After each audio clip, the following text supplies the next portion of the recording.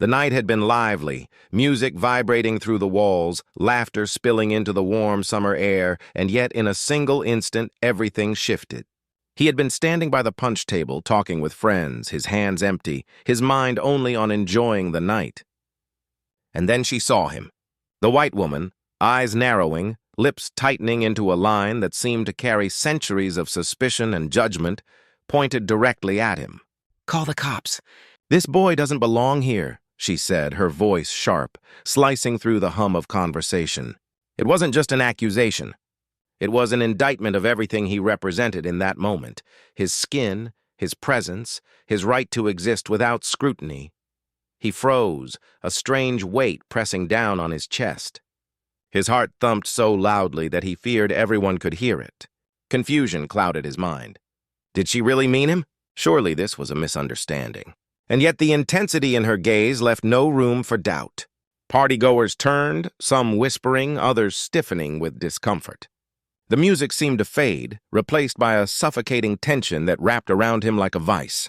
He tried to speak, to explain, but the words seemed useless against the magnitude of her certainty.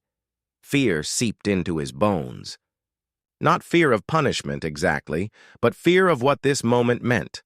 A public assumption that he was dangerous, a person to be controlled or removed. His pulse raced, adrenaline flooding every nerve, yet a cold, sinking realization settled in. This wasn't about him personally. This was about centuries of bias, assumptions layered over generations, a society that had already written his story before he had the chance to speak. And here it was, unfolding in a suburban living room filled with laughter and music, reduced to a single pointed accusation. Around him, the room had become a gallery of frozen faces. Some were horrified, eyes wide, unsure how to respond. Some were whispering behind their hands, tension in their voices, not wanting to get involved. And some looked away, pretending nothing had happened, as if denial could erase the injustice that had just been cast like a shadow over the night. The dichotomy stung. Friends who had laughed with him moments ago now hesitant, uncertain, caught between loyalty and the fear of confrontation. He felt the distance of their hesitation keenly, a reminder of how fragile perceived safety could be in the face of prejudice. Then came the sound of sirens. Distant at first, a low hum building steadily, demanding attention. His stomach twisted. The officer's arrival was a moment he had only ever encountered in nightmares, stories from friends, media clips that never quite felt real until now. He wondered, not for the first time, if his life might hinge on how he appeared, how he spoke, how he carried himself in those fleeting seconds before judgment became action. Every heartbeat felt amplified, every breath measured. The room itself seemed to shrink, the walls closing in as the accusation transformed into consequence. As the police stepped in, uniformed authority figures with pens, badges, and procedure, he felt the tension spike. Their eyes swept the room, questioning, cataloging, assessing. And there he stood, a black teen, alone in the spotlight of suspicion, powerless against the narrative someone else had constructed. The juxtaposition was brutal.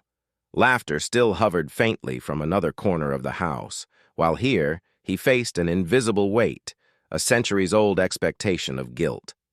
How quickly normalcy could vanish when someone else decided you were a threat.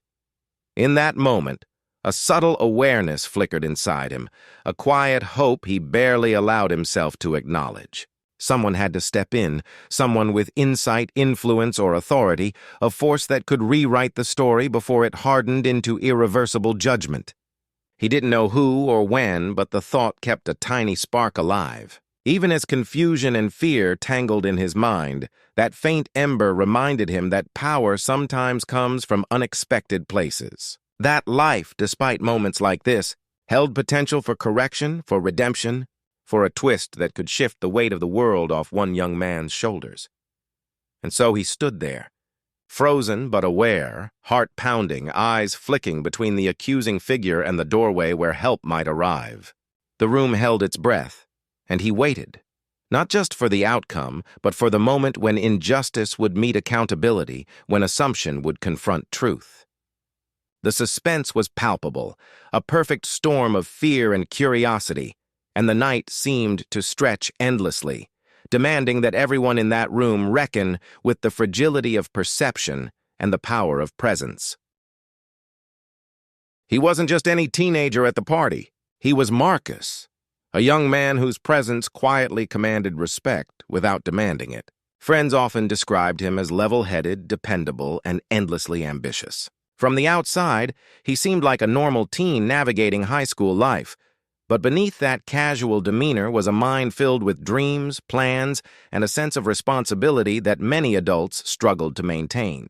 Marcus had goals: college scholarships, leadership roles, community projects, and his family had instilled in him the kind of discipline and integrity that made him stand apart. To those who knew him, he was someone who could be trusted to do the right thing, even when no one was watching. At home, Marcus's life was anchored by his mother. She wasn't just any parent.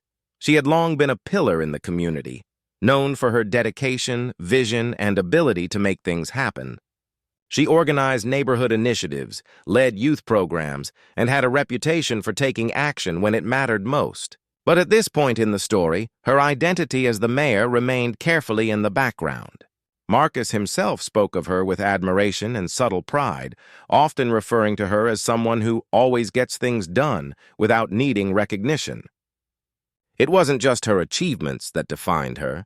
It was the values she instilled in her son: resilience, honesty, and the unshakable belief that he could navigate the world with courage and dignity. Outside of home, Marcus was just another teen at school, juggling classes, sports, and friendships. He had a close-knit group of friends who valued his advice and humor, the kind of friends who shared inside jokes that only they understood, who showed up when it mattered, and who respected his calm but confident nature. On a typical Friday night, he might be at a small gathering, laughing, dancing, or just enjoying music. He carried himself with an easy confidence, not arrogance. Yet there was an unmistakable awareness in his eyes, a sense that he knew the world was not always fair, that people judged before understanding, and that appearances often misled even the best of intentions. Marcus had learned this the hard way. Subtle moments of bias had dotted his life, like quiet reminders that the world sometimes measured him differently because of the color of his skin. Maybe it was a teacher giving him extra scrutiny, a neighbor whispering assumptions, or a stranger assuming he didn't belong somewhere. Each incident left a small mark, not of shame, but of caution, shaping a keen awareness that he carried into every social interaction. He understood how easily misunderstandings could escalate, how quickly a situation could spiral if someone chose to see only what they wanted to see. These experiences didn't make him bitter. They made him vigilant, thoughtful, and prepared to respond with composure even when faced with unfair treatment.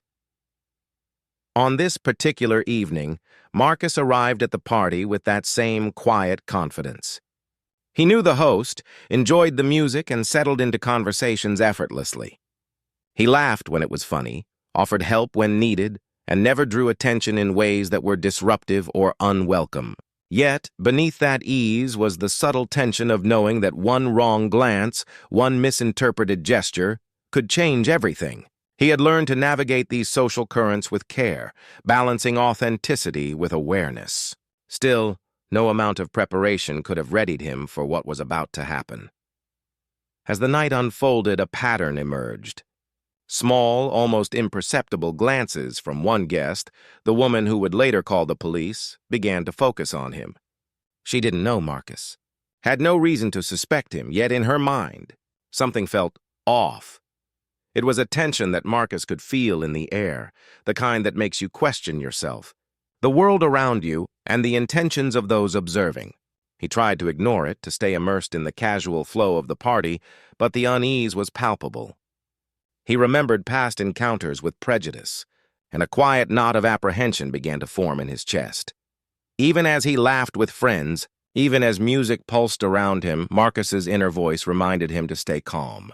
He couldn't control others' perceptions, but he could control his own integrity. In that moment, there was no way to predict the storm looming ahead, no hint of the humiliation and fear about to descend on him.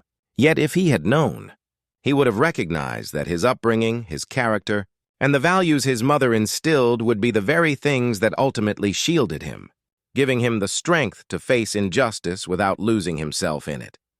And somewhere in the background of his thoughts, a subtle foreshadowing lingered, the awareness that the woman calling the shots didn't know who she was really confronting. That the teen she was about to accuse had roots, connections, and a family who would one day change the course of this night. That tension, that hint of power waiting quietly in the wings, was just a whisper in Marcus's mind, barely noticed yet critical. It was the invisible thread that would soon snap into focus, transforming fear into a moment of reckoning that no one in that room could have predicted. The night had been typical up to that point, the music thumping gently in the background, people laughing, friends trading stories, and the occasional clink of glasses punctuating casual conversation. He had come to the party just like any other teen, carefree, with no thought of the storm that was about to descend upon him. His mind was on the small victories of the week, a test well aced, a project completed, the joy of connecting with friends who genuinely liked him for who he was. Nothing had hinted that this night, ordinary in so many ways, would soon spiral into something that tested every ounce of composure he had cultivated over the years. Then she appeared, the white woman whose expression was sharp, calculating, and unforgiving. It wasn't just the way she looked at him. It was the weight behind her words, the insinuation, the judgment that dripped from her voice like acid. "I know what you're up to," she said, loud enough for others to hear, each syllable heavy with accusation, each glance a silent verdict. In that instant, the room seemed to tilt.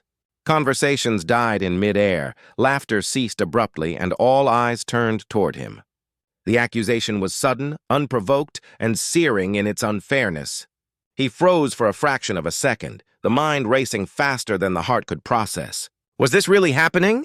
Could someone really assume the worst about him purely because of the color of his skin? Around him, whispers began to swirl, soft murmurs that grew louder as curiosity and judgment blended into a collective hum of tension. Some pulled out their phones, instinctively recording, the glow of screens illuminating the disbelief etched on the faces of their peers. It was as if the entire room had been transported into a silent, cinematic moment, a snapshot of fear, prejudice, and the fragile human tendency to jump to conclusions. And yet, amidst the chaos, he remained still, calculating and deliberate, his breath even though the anxiety threatened to claw its way from chest to throat.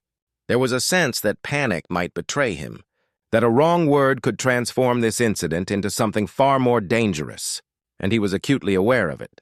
The police arrived swiftly, the flashing lights outside casting a red-blue pattern over the walls like some grim warning. Each step of their boots across the floor was a drumbeat of inevitability, a cadence that signaled judgment was imminent. The woman stepped forward, recounting her version of events, each word meticulously sharpened with bias and certainty. She painted a scene that wasn't real but felt dangerous in its conviction, a narrative designed to sway authority before the truth had any chance to breathe. All the while he listened carefully, a mixture of fear and focus battling within him. His mind cataloged every word, every glance, every subtle shift in posture, preparing, anticipating, knowing that how he responded could determine the outcome of this night. He could feel the tension pressing against his chest, an almost physical weight that made the room feel smaller, the air thicker, the world narrower. He thought of the countless stories he had heard, the warnings whispered in school corridors and shared over family dinners, tales of injustice that had nothing to do with the actions of the accused and everything to do with assumptions, biases, and deep-seated fear of difference. He reminded himself of who he was, the values instilled in him by his family, integrity, composure, and the quiet courage to stand tall even when the ground seemed to shake beneath him. Would he falter, or would he meet this storm with the grace and intelligence he had honed over the years? Bystanders shifted uncomfortably, some avoiding his gaze, others unable to stop staring, caught in the paradox of human fascination and moral conflict. There was an electricity in the room, a sense that something monumental was unfolding. The moment stretched, elongated by fear, uncertainty, and the collective curiosity of those who sensed injustice but were powerless to stop it. It was an acute reminder of how fragile reputation can be, how quickly perception can eclipse reality, and how dangerous silence can be when it allows accusation to dominate the narrative. Despite it all, he spoke not with anger, not with defensiveness, but with clarity and calm that belied the chaos around him. Every word was deliberate, measured, a testament to his intelligence and composure. He explained, corrected, and clarified, refusing to shrink under the weight of prejudice, yet also aware that this was a delicate dance. One misstep could escalate into disaster. The contrast between the woman's shrill certainty and his poised rationality could not have been starker. In that tension, the room seemed to hold its breath, each second expanding with the potential for catastrophe. The suspense escalated further as he subtly hinted at his family's influence without revealing too much. Small statements that carried an unspoken weight. People began to feel a shift, an intuitive sense that there was more to this story than they were being told. Authority was not absent. It was looming, quietly waiting for the right moment to intervene. This open loop, this unspoken possibility, created a magnetic tension that held everyone's attention, compelling them to stay, to watch, to imagine the consequences of their own judgments. In his eyes, there was no panic, only the steady presence of someone who understood the stakes. The fear was real, yes, but it was harnessed, controlled, and transformed into a subtle power. He embodied a rare combination, vulnerability that inspired empathy and strength that commanded respect. He had faced moments of prejudice before, subtle slights and coded biases that tested him in ways the world rarely acknowledged. And now, in the midst of heightened scrutiny and potential danger, he was poised to navigate the most intense challenge yet. As the minutes ticked by, the room felt suspended in time, caught between accusation and resolution.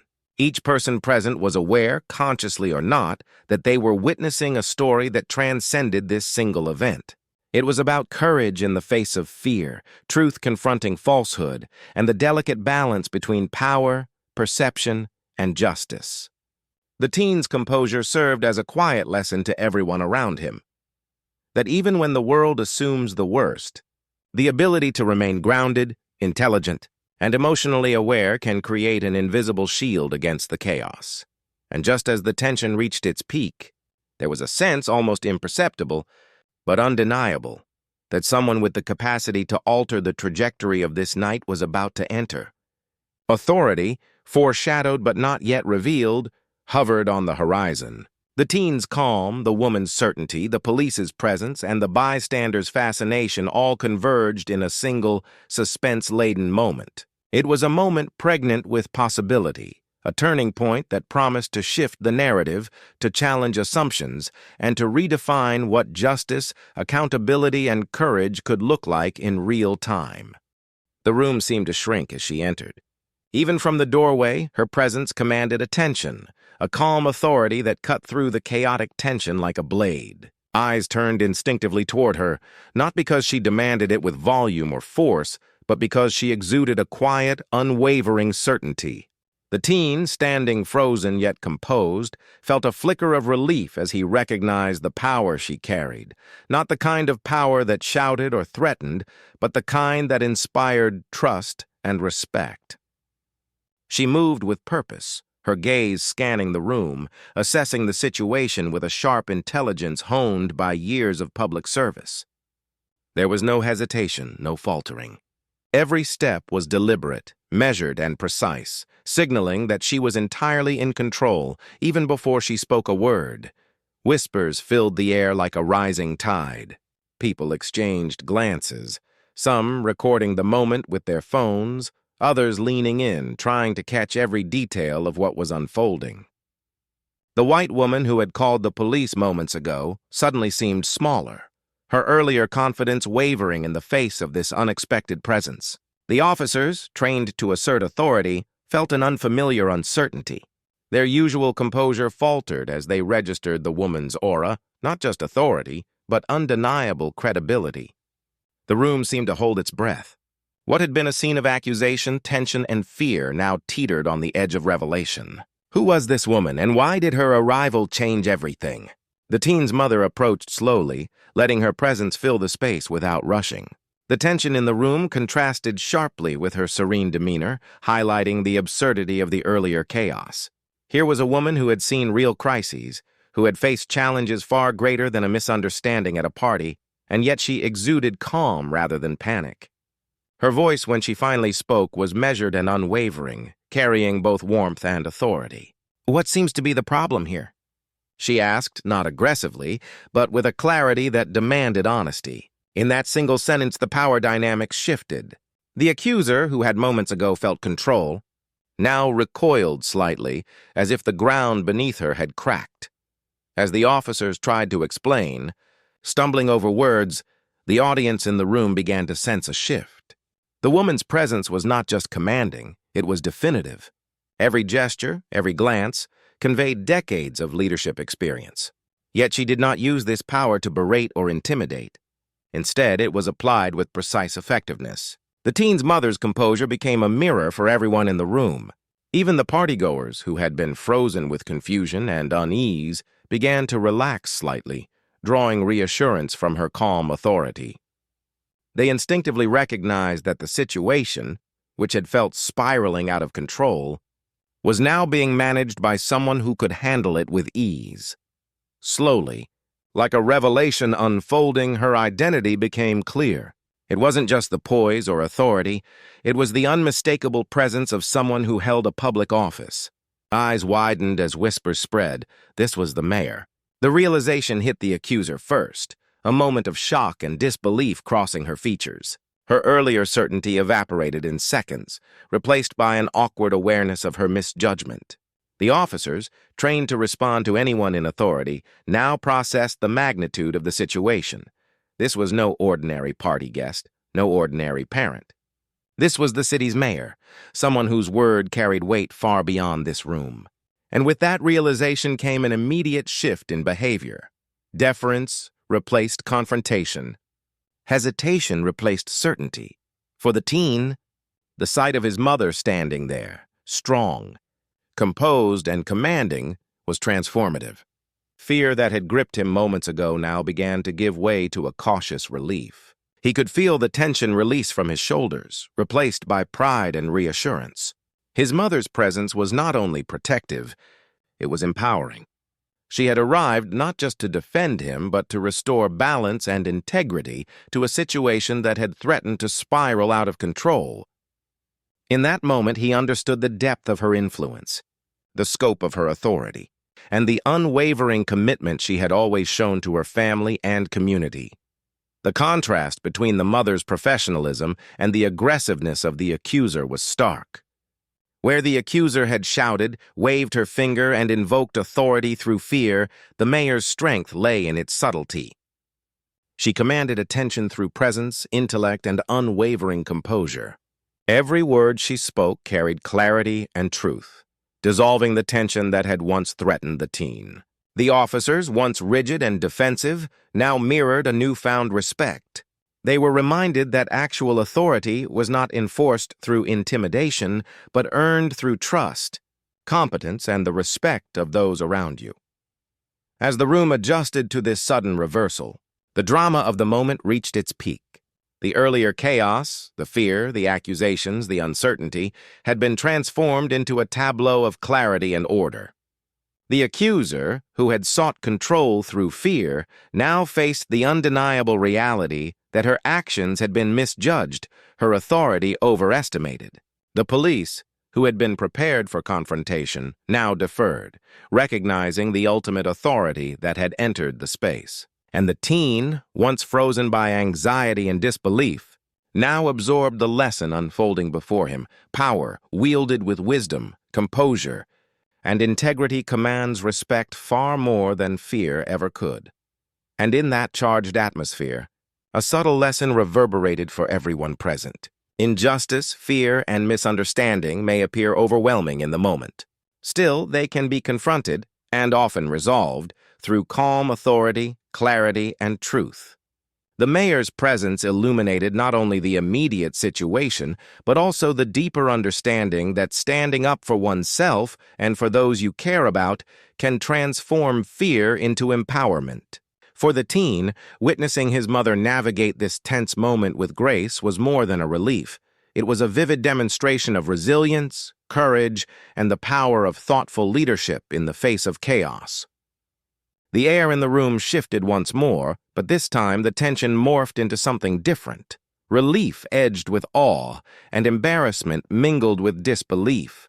The police officers, initially rigid and uncertain, now straightened with clarity as the gravity of the mayor's presence settled over them. Every word they had prepared to justify action against the teen fell flat under the weight of truth and authority. Hesitation replaced certainty, and one by one they retracted their statements, carefully acknowledging the error that had been made.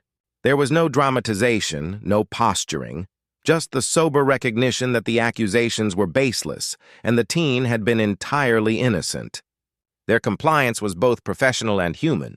Even those sworn to enforce the law could not ignore the evident injustice now illuminated before them.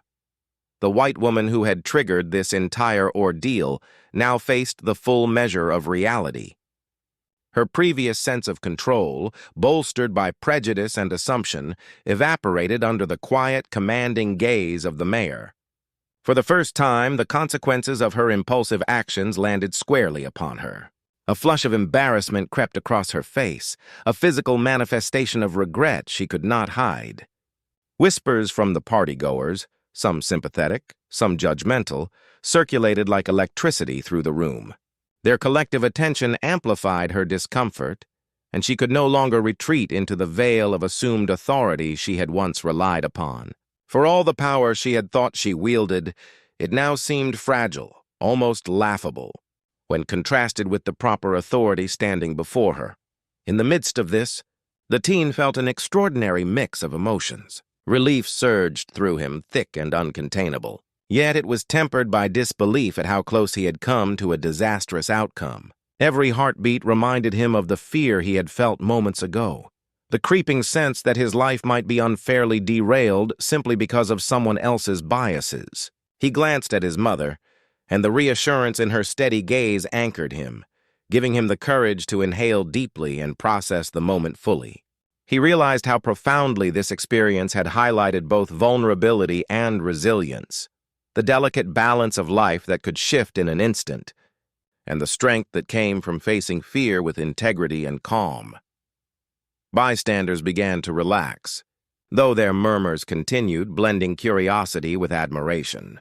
Witnesses had watched something rare and remarkable, an innocent teen vindicated, a public figure exercising power responsibly, and a blatant act of prejudice confronted with immediate clarity. People recorded snippets of the confrontation on their phones, capturing not just drama, but the lesson embedded within it. The teen, once the target of fear and accusation, now stood at the center of an unspoken narrative of justice, his dignity restored, his humanity reaffirmed. Each witness carried that narrative forward, understanding that accountability could arrive swiftly when authority aligned with integrity rather than assumption or fear. The mayor, fully aware of the moment's gravity, allowed the tension to resolve gradually. She did not rush the accuser's reckoning. She understood the power of pause, the significance of letting the realization of wrongdoing settle in naturally. The white woman shifted uncomfortably, knowing she had been overzealous, but also sensing the weight of public scrutiny in the room. Her voice, when it finally emerged, was hesitant, tentative, a stark contrast to her earlier confidence. I realize I made a mistake, she admitted, her words small yet potent in their acknowledgement. It was not a flourish or performance. It was a human, raw confrontation with error, an apology that carried sincerity because it had no other choice but to be honest. Meanwhile, the officers confirmed that no further action would be taken against the teen. Their formal statements, precise and unambiguous, created a definitive closure to the immediate legal threat. Yet even as this part of the tension dissolved, the mayor remained vigilant. She knew that resolving the moment in the room was only part of the responsibility. Preventing similar incidents in the future required foresight and deliberate action. Her attention shifted from the immediate embarrassment and relief to broader implications: systemic accountability, community trust, and the reinforcement of justice not just in words, but in enforceable practice. This awareness added depth to her presence, reminding everyone that authority was meaningful only when applied with responsibility, fairness, and foresight. The teen, standing beside his mother, absorbed the subtle but powerful lessons unfolding around him. He witnessed the interplay of accountability and leadership, learning firsthand that actual authority did not intimidate, it corrects. He understood that mistakes, especially those rooted in bias, had consequences, and that courage and composure could transform fear into empowerment. At the same time, he saw that privilege and authority, if misused, could crumble rapidly when faced with truth and moral clarity. The experience left him with an indelible sense of justice, one that transcended the immediate relief and offered a framework for understanding fairness, integrity, and social responsibility. The mayor spoke again, her voice resonant but gentle, emphasizing not anger or punishment, but constructive resolution. She addressed the accuser directly, explaining the harm caused by unfounded assumptions and stressing the importance of reflection and understanding. Her words were firm, yet instructive, a reminder that accountability could coexist with compassion. She also turned to the larger audience, quietly imparting a principle that transcended the room, that every individual carries responsibility, and that power, whether social, legal, or professional, must be wielded wisely. The atmosphere, once suffused with tension and fear, began to carry a sense of resolution, tempered by the knowledge that the lesson was not over, merely evolving into broader understanding. Even as the immediate danger dissipated, small moments of hesitation lingered. The teen's friends, unsure how to respond, hesitated before congratulating him, their curiosity about the unfolding authority still palpable. The white woman's attempts to regain composure were tentative, her prior certainty replaced by careful observation of every interaction. The mayor allowed these microdynamics to unfold naturally, recognizing that authentic resolution required more than declarations. It required the environment itself to recalibrate. The subtle pacing reinforced engagement for everyone present, maintaining the psychological weight of accountability while allowing the audience, both in the room and viewers witnessing the story, to savor the unfolding of justice with measured attention. Finally, the teen experienced a profound sense of closure. The false accusations were nullified, the accuser confronted, and the witnesses had internalized a demonstration of integrity and leadership. Yet beyond this, the moment left a lingering reflection: the interplay of fear and authority, prejudice and truth, vulnerability and empowerment. The mayor's role in navigating the conflict had done more than resolve the incident. It had illuminated a path forward, demonstrating that leadership and justice are not reactive but proactive, not punitive but instructive. For the teen, this was more than relief. It was a moment of learning, growth, and understanding that the world, even when flawed, could be steered toward fairness through courage, composure, and principled action. As the room began to normalize, a quiet energy remained.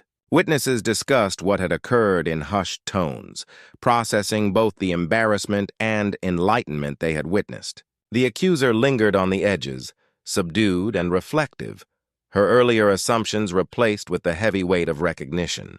The teen, now exhaling fully for the first time, shared a glance with his mother that spoke volumes: gratitude, respect, and an unspoken understanding of the lessons learned.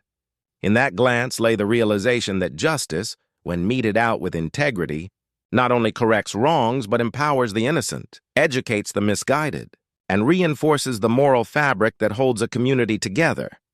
Even as the story in the room reached its conclusion, the ripple effects were apparent. The mayor's intervention had not only resolved the immediate incident but also created a framework to prevent recurrence.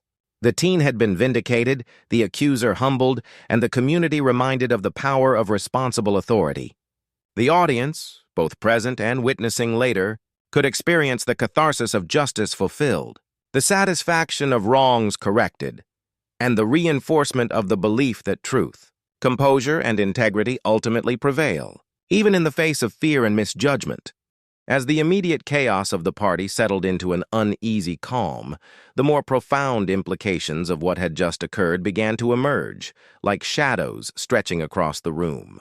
It was no longer just a story about a misunderstanding or a false accusation. It had become a reflection of systemic realities, of the ways power, perception, and prejudice intersect to shape lives. The teen, still processing the rapid shift from fear to vindication, felt a heaviness settle in his chest. It was a weight he could not shake, the lingering awareness that, in another context, in another place, the same accusation might not have ended in exoneration. The fear he had felt, so vivid, so immediate, was not only personal, it was a mirror of a larger truth about society. How often had people been judged not by their actions, but by assumptions rooted in skin color or social standing?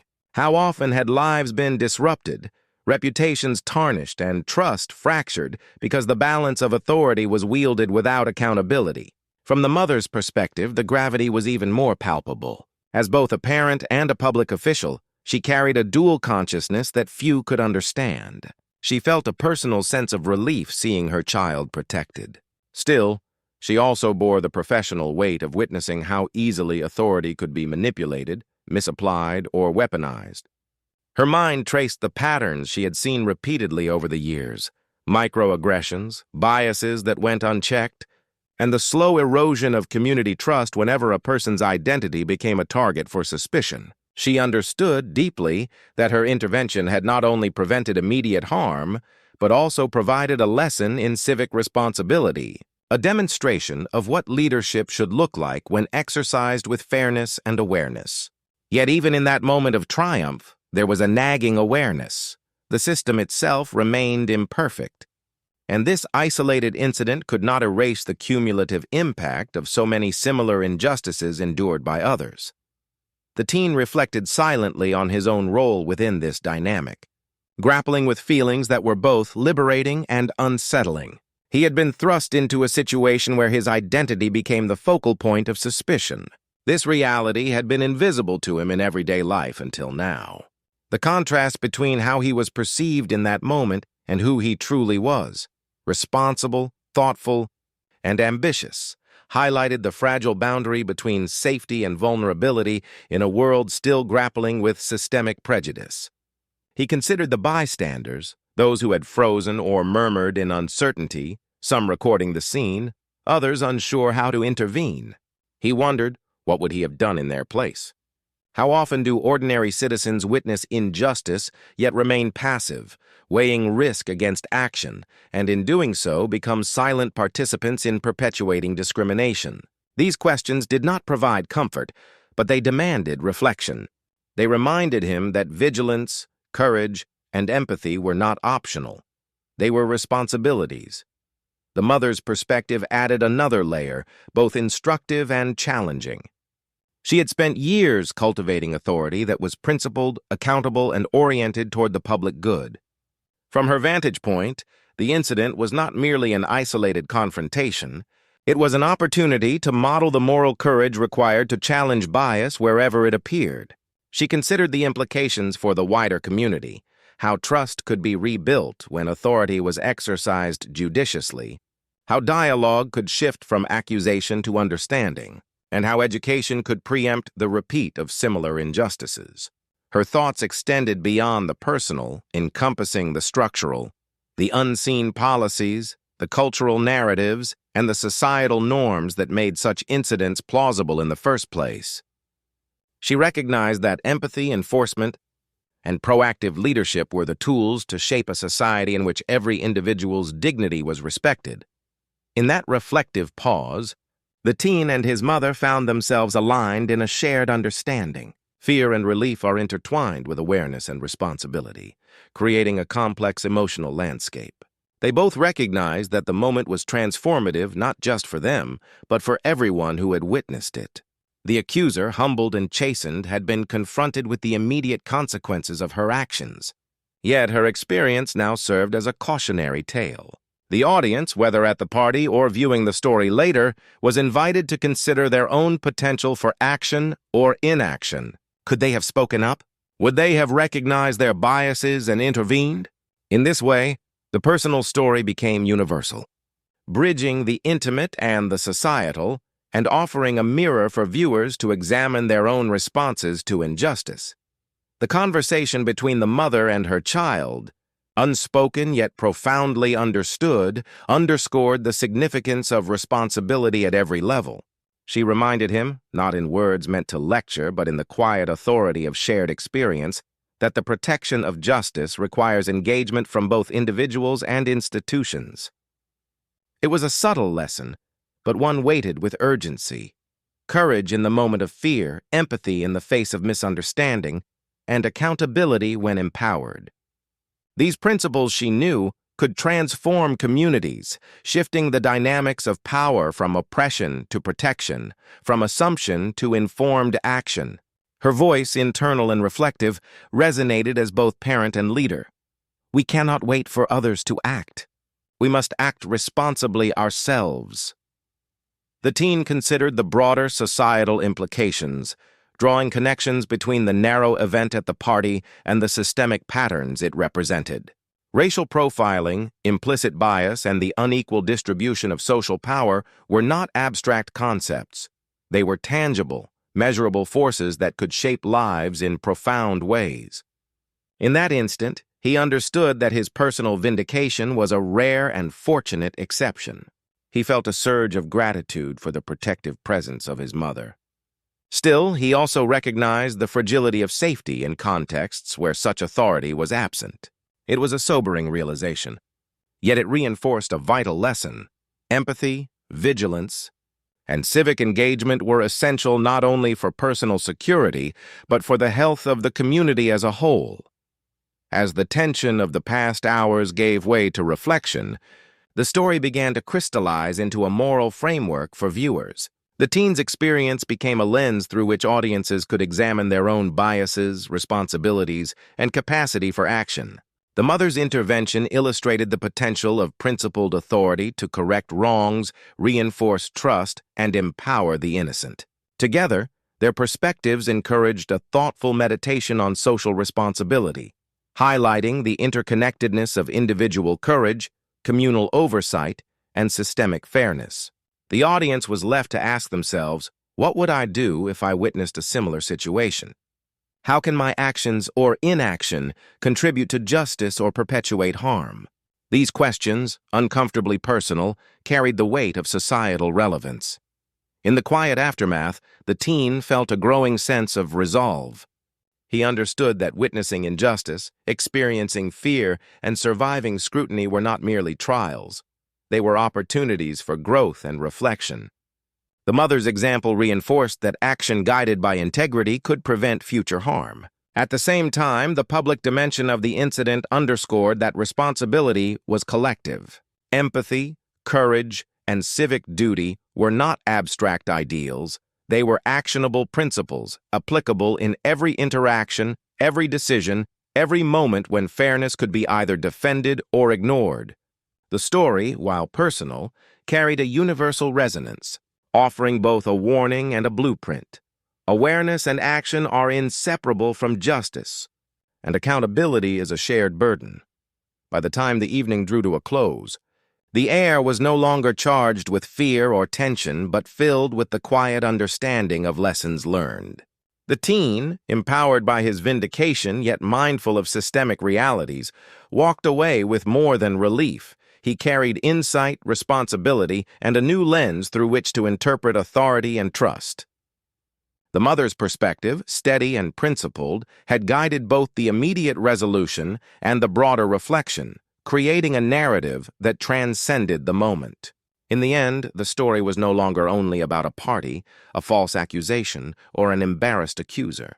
It had become a meditation on justice, empathy, and the moral imperative to act responsibly in the face of prejudice and uncertainty. As the evening finally drew to a close, a sense of relief settled over both the teen and his mother. A calm that was deeper than mere resolution. It was the quiet confidence born from justice served and lessons learned. The tension that had clung to every corner of the party slowly dissipated, replaced by a subtle but powerful recognition of the strength and integrity that had carried them through the ordeal. The teen, once gripped by fear and uncertainty, now stood tall with a newfound awareness of his own resilience. He had been tested in a moment that could have defined him through others' misconceptions. Yet instead, it became a defining moment of his courage, patience, and composure. Each breath he drew felt lighter, yet charged with the understanding that empowerment often comes not from avoiding challenges, but from navigating them with wisdom and dignity. His mother mirrored that quiet strength. The authority she wielded not through force, but through calm assurance, clarity of purpose, and unwavering moral integrity. In the briefest moments of reflection, she understood the ripple effect of her presence and intervention. It was not just about protecting her child. It was about demonstrating what responsible authority could look like in the real world. She had shown, without raising her voice or displaying anger, that leadership meant standing up for justice while holding space for education, reflection, and accountability. Those who had witnessed the scene, whether partygoers or neighbors, could now internalize the subtle but profound lessons of courage aligned with principle. It was proof that empowerment is contagious. When one person acts with integrity, it creates a ripple that can influence others to recognize their own capacity for meaningful action. The neighborhood and broader community began to respond, almost imperceptibly at first, with murmurs of acknowledgement and then louder conversations about fairness, responsibility, and vigilance. Witnesses who had frozen or whispered now reflected openly on what they had seen. The accuser, facing the tangible consequences of her actions, experienced a reckoning that was both personal and social. Embarrassment, regret, and the awareness of her misjudgment spread through her interactions, leaving an indelible mark on her understanding of accountability. Those present were not simply observing a single event. They were participating in a subtle societal correction, a microcosm of justice that reverberated outward. And in watching, learning, and reflecting, they were reminded of their own potential role in either perpetuating injustice or fostering fairness. The teen's mother, still poised and collected, took a quiet but deliberate moment to reinforce the larger significance of the experience. She understood that this story, while intensely personal, was emblematic of broader societal dynamics, where trust, bias, authority, and courage intersect daily. Her intervention had shown how responsible leadership, when exercised decisively and ethically, could protect individuals and restore trust within a community. More importantly, it illuminated the ways citizens, neighbors, and bystanders could contribute to or undermine justice depending on their choices in the moment. The balance of power, she knew, was not merely in titles or positions. It resided in actions and moral courage, and in the willingness to confront injustice even when uncomfortable or inconvenient. The teen, absorbing the aftermath, began to recognize the enduring lessons of the evening. He understood that fear, while natural, could be transformed into awareness, and that personal integrity was a weapon more powerful than anger or confrontation. He considered the broader implications, how his experience might empower him to act with empathy and assertiveness in future situations, and how his own response could model behavior for his peers. The incident had not only fortified his sense of self, but also revealed the potential impact one person, guided by principle and calm reasoning, could have on the safety, perception, and consciousness of those around them. His mind reflected on the moments of hesitation and judgment he had witnessed, realizing that awareness of power and responsibility was a skill cultivated through both observation and action. In the community, conversations began to shift subtly but meaningfully. Parents, neighbors, and peers discussed the importance of speaking up when witnessing wrongdoing, of documenting incidents responsibly, and of trusting the mechanisms of accountability when executed correctly. The party had become more than a social gathering. It was now a living case study in the interplay between bias, authority, and ethical action. The accuser's public misstep served as a cautionary lesson. Assumptions and prejudice, left unchecked, could unravel reputations, trust, and social cohesion. Observers felt the weight of choice, realizing that moments of decision, however fleeting, could define not only outcomes, but the ethical landscape of their community. As the night deepened, the teen and his mother left the scene, not only physically safe but emotionally fortified. They walked with heads held high, sharing a private understanding of the journey they had just navigated together. It was a moment that blended relief, pride, and the quiet joy of knowing that integrity, courage, and clear-headedness had prevailed. The air around them carried a renewed sense of possibility, of hope, of empowerment not derived from vengeance, but from the affirmation of justice, principle, and careful reflection. Their experience had crystallized into a framework of actionable wisdom, courage when confronted by bias, responsibility when witnessing wrongdoing, and steadfastness in holding one's values above fear or intimidation. In reflecting on the incident, the teen and his mother contemplated the larger lesson for every individual who might one day confront prejudice, injustice, or fear. It was not enough to passively hope for fairness or rely solely on institutional intervention. Active engagement was required. Citizens, peers, and leaders alike bore responsibility for shaping the moral fabric of their communities. Whether through speaking up, documenting incidents responsibly, or supporting those unfairly targeted, every act of conscious integrity reinforced trust and accountability. The story closed the loop on the suspense that had gripped the audience. The danger had passed, the threat neutralized, and the lessons made indelible by the courageous actions of those willing to act.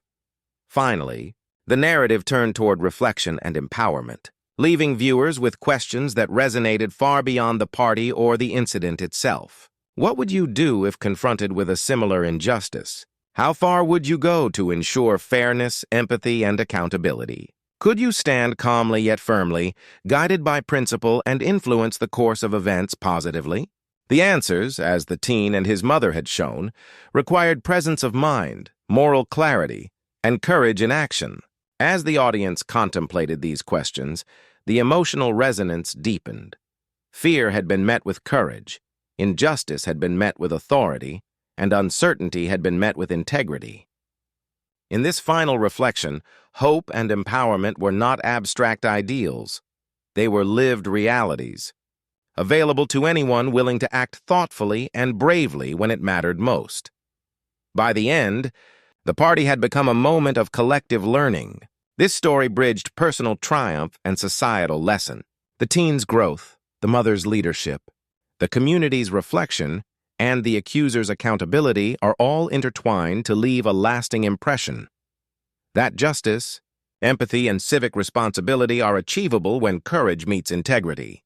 The story concluded not with fear or despair, but with empowerment and a memorable reminder that, in the face of bias or threat, thoughtful action and principled leadership can restore safety, dignity, and trust, not just for individuals, but for entire communities.